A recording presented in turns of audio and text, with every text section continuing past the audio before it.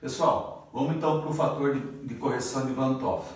O fator de correção ele é representado pela letra I e ele indica a quantidade totais de partículas liberadas pelo soluto não volátil quando for dissolvido na água.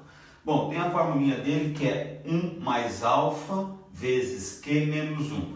O que é o alfa? O alfa é o grau de ionização, o grau de dissociação de uma substância. A porcentagem de moléculas que se quebram, se ionizam na água.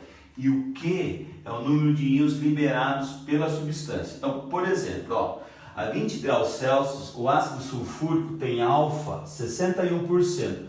Lembra que alfa que media a força da substância, né? Quanto mais íons uma substância liberar na água, mais forte ela será. Lembra o teste da lampadinha? Mais a lampadinha vai se acender. Então, nessa temperatura, 61% das moléculas de H2SO4 se quebram na água, se ionizam, né? Vão formar íons. Então, por exemplo, quando eu pego uma molécula de ácido sulfúrico e jogo na água, ela se quebra, né? Liberando 2H+, e um SO4 2-. Mas todas as moléculas se ionizam, se quebram? Não, só 61%. O resto vai permanecer a molécula inteira, intacta. Então, estou dando esse exemplo. Estou jogando H2SO4 na água, cada molécula vai dar origem a 2 cátions e um ânion.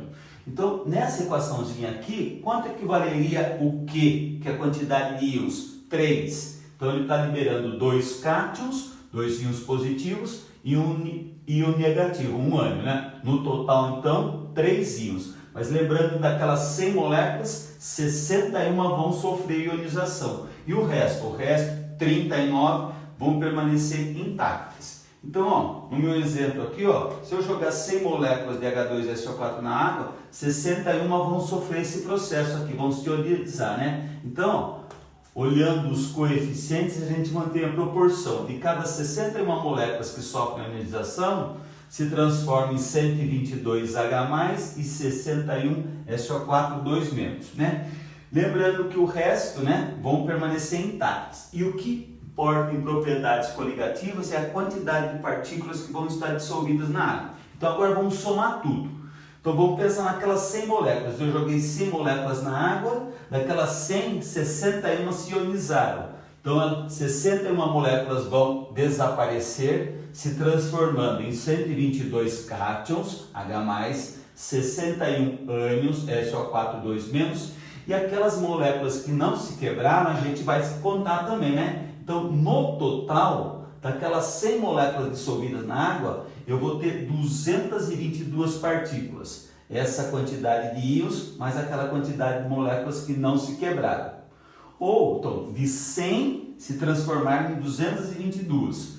Ou, se eu pegar a formulinha e jogar os dados aqui, olha o alfa aqui, ó. O alfa aqui é 61%. 61 dividido por 100, 0,61.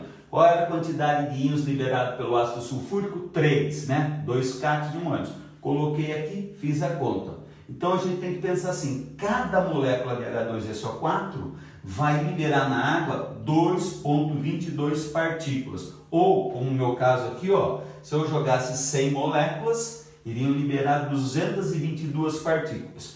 Isso aqui é muito importante. Se o alfa for 100%, se o autor daquele exercício não mencionar nada sobre grau de ionização no exercício, considere então que o I vai ser igual ao Q. Então o fator de Van 't Hoff vai ser igualzinho à quantidade de íons liberados.